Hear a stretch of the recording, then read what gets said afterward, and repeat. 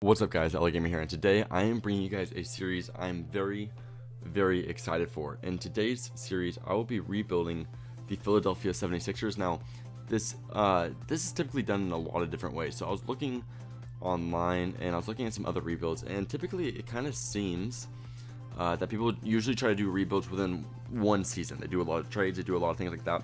I think it's a really cool idea, but it just really wasn't my taste. So what I figured I was going to do is I wanted to try to rebuild the 76ers in the most kind of legitimate way and possible way that would happen in real life. And that's by doing it through the draft and through taking time. As Hinkie says, you need to trust the process.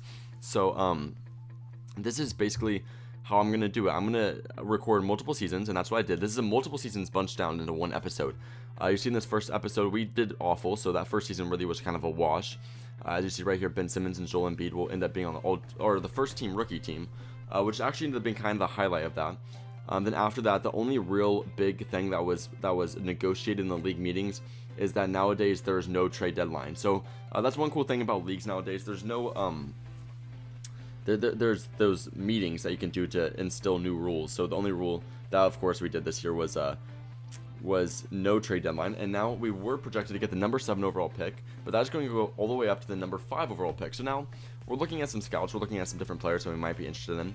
We look at Harry Giles. This is actually based off of real life draft prospects, but then I look closely at this guy Terrence Ferguson. I end up drafting him. Now, obviously, this is based off real life, like I said, so there's a possibility you guys know who this is in real life. I didn't actually. He wasn't the highest overall, but this guy can shoot the lights out. So what I ended up doing in the offseason was kind of the same thing every year. I always do the training camps, and it was the same training camp every single time. I have 3 training camps specifically for the 76ers, and I decided to put those three training camps into untapped potential every single time, because personally, I think it's the most beneficial camp. The other ones, okay, your shooting will go up by 2 points. That's pretty cool. But I mean, having your potential go up by 3 points can make a huge difference in your overall in so many different ways. That I think it's kind of the most efficient training camp that you can do. So after that, we do actually end up trading away Julius Randle, and we also end up trading away Joel Embiid for Jonas Valanciunas. Now, I do this, and I'm assuming that a lot of you guys are very upset, because obviously at the time it did not look like a very smart decision. Now, it didn't really affect us that much. I mean, if you look closely, we do consistently do better year by year. As right here, we're actually having to change around the roster a little bit. But it didn't really change much. The reason I traded Julius Randle and Joel Embiid, though, is because I was trying to go into contract negotiations with them to hopefully further their contract, and both of them were not interested in it whatsoever. Both of them were actually looking to leave my team in the offseason. Now, I'm just not going to risk it. Like, if both of them are saying that they want to test free agency, I might as well get as much value out of them as I can. So, obviously, my way of doing that was by trading both of them away and seeing what I can get in return. And in return, I got Jonas Valanciunas, and I also got I got another power forward who wasn't quite as talented, but I think it was Dwight Powell. I got him. And then, of course, we didn't make the playoffs this year. So in this second season, the Golden State Warriors will be champions. So we're going back to the draft lottery. You see right here, we're projected to get the number 5 overall pick. I skipped to the lottery results, and sadly, we actually end up with the 7th overall pick. So we actually dropped 2 picks. Now, moving on into the draft, I end up trading away the 7th overall pick for this guy, Trevin Duval, who was picked number 4 overall. Now, I did this multiple times. You see, I'm going to actually renegotiate this trade because I didn't want to trade away another first-round pick. But what I want to say, and this 2K needs to fix this. It obviously ended up benefiting me in this series, but I don't think it's realistic whatsoever. Why are teams trading away the person they drafted with a higher pick for my lower pick? It doesn't make sense. So you see, I trade away my first-round pick and 4 second-rounders for Trevin Duval, I think his name was Trevin Duval, and another player. Now, you really want to pay attention to that Duval guy. He ends up being a monster, and then I also trade Jonas Valanciunas for this guy, Edmund Sumner, another guy who ends up being an absolute monster. So I actually trade all these guys for some young talent. It ends up working out really well. You'll see as the time goes on. This actually ended up, over the time, probably being my favorite team like ever to play with. You'll see. But the reason I actually traded Jonas Valanciunas wasn't just because I was like, oh, I'm tired of this guy. The reason was because I was actually looking to actually free up some cap room because he had a huge contract to sign a guy like Paul George. Now, something that I also did not like, and I didn't realize that you can actually look at other contracts that they're receiving, is that every single person I tried to sign ended up just signing with a different team anyway. So it ended up being kind of a letdown that every single year that I tried to sign someone, they decided to go with somebody else. So I didn't really understand the idea of having the free agency because nobody would ever sign with me. I don't know if that's something to do with the actual I don't know, like the the interest that your team gives off. Like if your team's good, maybe they'll be more interested in going. But if you look closely, in the first 2 seasons, we finished very noticeably negative. But if you look closely into the season, it's quite noticeable that we're doing quite better. We're doing obviously better. So I re-signed a few guys. We're finishing off the season pretty strong. We finished kind of middle of the pack, I believe, this season. Actually, I think we finished really close to the playoff spot with a lot of wins to finish off the season. So you win that game, win that game. We win 3 in a row. Then we win the last game of the season. We don't get anything, but we do get Trevin Duvall to win Rookie of the Year. Now remember, they traded us this guy for the number 7 overall pick, and he ended up averaging 15, 7, and 4. And as a rookie, that's really, really impressive. And it really only gets better year by year, because you'll see in a few years he'll end up starting to average like 25 and 10. He ends up being an absolute stud. And he's really what we build this team around. Of course, we have Ben Simmons too as a stud, and then we have that guy Terrence Ferguson who we drafted last year, ends up being a stud, and then that Edmund Sumner, and really Jahlil Okafor really comes together too. You know, we traded away Joel Embiid, so Jahlil Okafor really took a step up. So next, we had 3 first-round picks that the 76ers had compiled over a series of years. We traded that all together for the number 8 overall pick, I believe. But then we swapped that number 8 overall pick once again to get this guy, Earl Hunter, who was drafted number 4 overall in this draft class. Like I mentioned, it's the same mistake over and over again. And in real life, no team will ever trade away their number 4 overall pick for the 8th overall pick. Like, it just doesn't make any logical sense. But after that, you see we start simming again. And if you look closely, I mean, this really was kind of the turnaround year. See, we finished winning about 50 games that year. We don't finish with any awards, I don't believe, but we ended up being, I believe, the best team in the East this year. So we went from being the worst team in the East to like one of the worst teams to the very middle of the pack team to the best team in the East in 4 years. So a lot changed in that time. Or actually, we're the what was that? The 2nd overall team in the East. And so you see, we're playing the Knicks this year, or in this first series, and really sadly, we do get eliminated in 6 games. I was really excited for this playoff series, because I figured if we were the 2nd best team in the East, we wouldn't be losing to the number 7 overall team in the East, right? That's just common sense, but sadly that did not end up working in our favor, and I kind of figured the reason we probably lost was because we had so much youth on our team, but next year is really where we took the next step. You see, we actually went on a 26-game winning streak right there, something like that, 26, something like that. You see, I'm just looking at a series of guys. Eventually, I will show you guys the full roster. I'll show you the player stats. That all comes together. You see Trevin Duvall, if you look closely, is averaging like 20 and 8, and it's only like his 3rd year in the league. So the guy ends up being a stud. He ends up being like a Chris Paul type of player. And you'll actually see in the last game, I actually play the final game of the series, and you'll see a little bit of them playing. I don't even think I put the clip in there, but I did play with them a little bit. I played a few games here and there. I didn't record it, but they ended up being very, very fun to play with. So look closely at our record in the top left. We are 56 and 15. And if we look closely, we're going to finish here with how many wins it's going to be? 65 wins, 65 and 17, and Ben Simmons will be the most valuable player. He's only averaging 16 points per game. However, he is the MVP purely off the fact that we had a 65 win team, and he almost averaged a triple-double, even though he didn't really average that many points. Now, here's just a look at all these different guys. You see who's winning on all these first teams, second teams, third teams. I just like to show you guys all this stuff so you have an idea. Trevin Duvall ends up being on the All-NBA third team. So if you look closely, not only do we have an MVP on our roster, but we also have a third team All-NBA player on our roster as our point guard. So this may be the year that we totally rebuild the 76ers. I can definitely only hope, because this is, I believe, our 5th year with the team. So yeah, you see, it's 2021. So like I said, I only spent like a couple of minutes on every single season, so I know that it was kind of tough to keep up. This is my first time doing a rebuild series, though.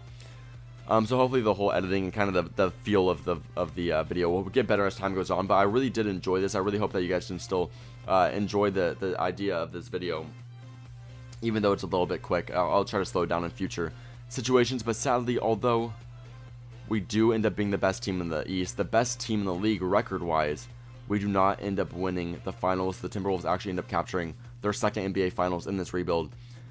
And once again, we are going to go home early. We always were, our goal that season was obviously to go home with the trophy. We thought we were going to be able to. We obviously have one of the best teams in the league, so I figured this would be the last year that I play, regardless of what happens. That was my idea, because I think the team is fully rebuilt, but I wanted this to be the year that we really put it together. So here's a quick look at our team roster, and I really wanted you guys to see what our team actually looked like at this point, because this is our best season by far.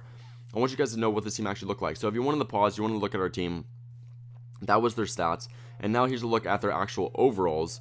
You see, we have like 5 guys who are like 90 overall on our team. Our whole roster, like our whole lineup, are basically like all-stars. I actually believe that I think, if I remember correctly, our whole entire starting lineup was an all-star. And our 6th man was an all-star in this year. We were like the Hawks a few years ago. Our whole team was all-stars. It was ridiculous. You look closely, Terrence Ferguson almost has 99 in every single shooting stat. This Trevin Duval guy ends up having a pretty nice shooting skills, but more importantly, his passing stats were almost all 99.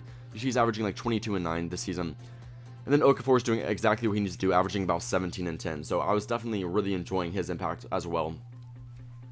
So at this point, you see we're getting some trades. Obviously, us being the best team in the league, there's going to be a lot of people trying to get our players.